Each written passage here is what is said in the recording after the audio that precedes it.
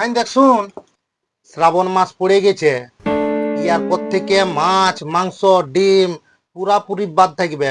আমার জন্য শুধু নিরামিষ খাবার রাঁধে দিবি।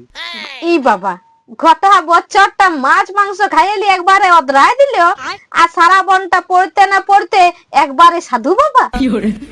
এ হ্যাঁ দেখ, রে এ মাসটা হচ্ছে ভক্তির মাস, বুঝলি না? ভগবানের কাছে মানত করব।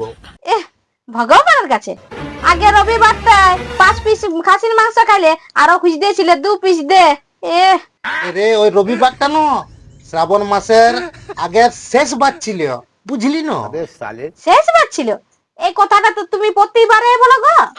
তো ঠিক আছে ঠিক আছে, তাও আজ থেকে আমি একদম নিরামিষ বলে দিছি।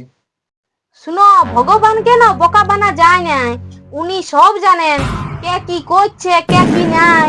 1 মাস নিরামিষ খাইলে গোটা বছরের হিসাব দিয়ে মিলা যায় না।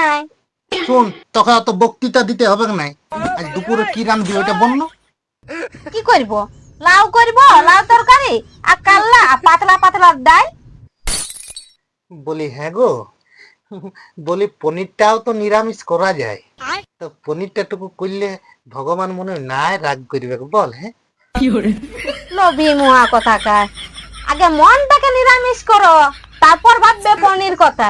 এ আর ই করবে শ্রাবণ মাস। হ্যাঁ তো লোভী বাবা সব জানে, বাবা ছিল সব চাই। তো বলছি হ্যাঁ গো, তাহলে কাল তো সোমবার, কোথায় যাবে জল ঢালতে? জল ঢালতে যাবো রে বন্ধু গেলার সাথে। তো বলতেছিল আমিও যাব।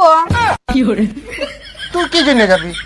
অত ছিলার সাথে যাব, আর তুই এনঘা মেয়া লোকটা যাই ওখানে কি করবি? আমি জানি তোমরা জল ঢালতে যাইও না, বন্ধুদের সাথে ফুর্তি করতে যাইও। ই শালা, এরে ভক্তিটাও থাকে ফুর্তির সাথে সাথে। অত সব আমি জানি না, আমিও যাব। লিখবে কি না আমাকে? ই শালা ই আচ্ছা ফেটে ফাঁসাছে তো আমাকে। যাব মানে যাব, তুমি লিখবে কি না সেটা বলে দাও। হ্যাঁ তো তাইলে যাবি, তুই আর আমিই যাব। তবে ঠিকই আছে, জয় ভোলেনাথ।